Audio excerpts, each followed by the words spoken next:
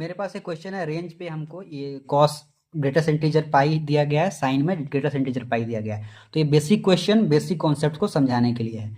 तो मेरे पास cos greatest integer है, तो जब भी ग्रेटेस्ट इंटीजर के साथ पाई होता है, ठीक है, तो इसको हम लोग एन पाई लिखते हैं। ठीक है, क्योंकि n जो है वो, और यहाँ पे n जो है वो इंटीजर को बिलोंग करता है।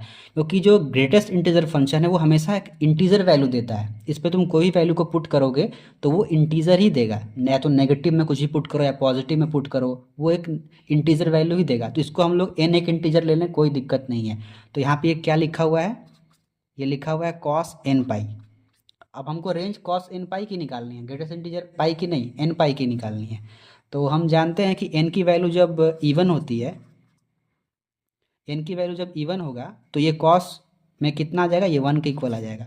और जब ऑड होगा तो -1 के इक्वल आ जाएगा। ठीक है, और एक और चीज़ यहाँ पे है कि कॉस एन पाई की वैल्यू जो होती है वो -1 की पावर एन होता है। एन जो है वो इवन होगा तो 1 के इक्वल आएगा, ऑड होगा तो -1 के इक्वल आएगा। तो रेंज क्या हो जाएगा इसका, रेंज हो जाएगा कर्ली ब्रैकेट में -1/1। दो ही रेंज होगा इसका। ठीक है, अब यहाँ पे दूसरा है साइन एन पाई, साइन में एन पाई। तो साइन में एन पाई लिख लेंगे इसको, साइन एन पाई कितना होता है 0, तो इसका रेंज हो जाएगा 0,